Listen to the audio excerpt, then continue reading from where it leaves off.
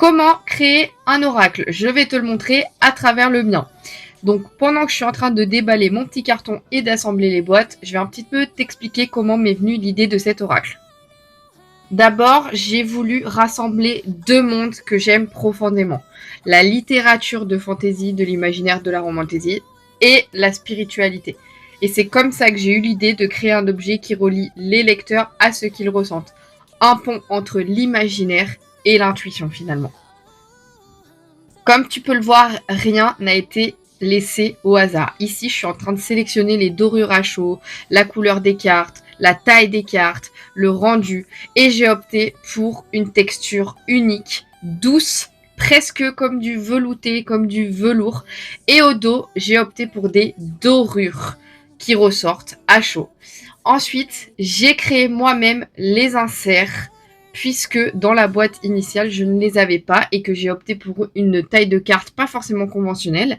Et donc, avec mon mari, on a conçu, assemblé tous les deux les inserts à la main, un par un. Et je peux vous dire qu'on a passé des heures à compter, à faire des schémas, à recommencer et à chercher un système qui irait parfaitement à la boîte. Et heureusement, j'avais un oracle qui m'a un petit peu donné l'idée de l'insert, je l'avoue.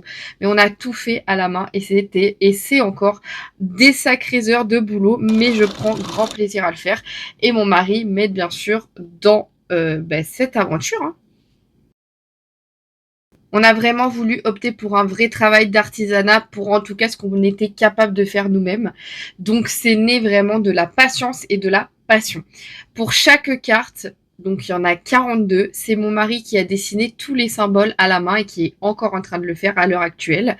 C'est des symboles qui sont vraiment représentatifs des romantaisies et des fantaisies que j'adore, comme par exemple un trône assez connu, ou encore un dragon, ou encore un grimoire, et plein d'autres clins d'œil de littérature différentes. Chacun va porter un message qui va t'aider à t'orienter, à répondre à des questions, ou en tout cas qui vont vibrer en toi si tu es lecteur, lectrice de fantasy, romantaisie. Pour revenir à la conception pure de l'oracle, les boîtes de l'oracle ont été imprimées et fabriquées en France. Montées par mes propres mains, hein, du coup.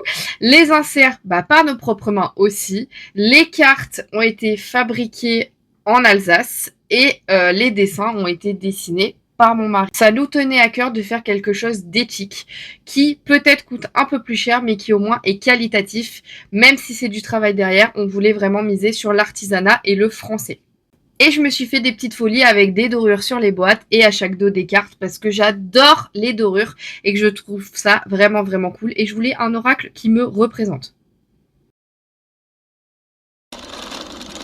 Petit aperçu du prototype, pas finalisé, mais voilà. En tout cas, tu peux dès à présent soutenir ce projet français de fantasy, de romantaisie, actuellement en campagne sur Ulule. Merci à toi pour ton soutien.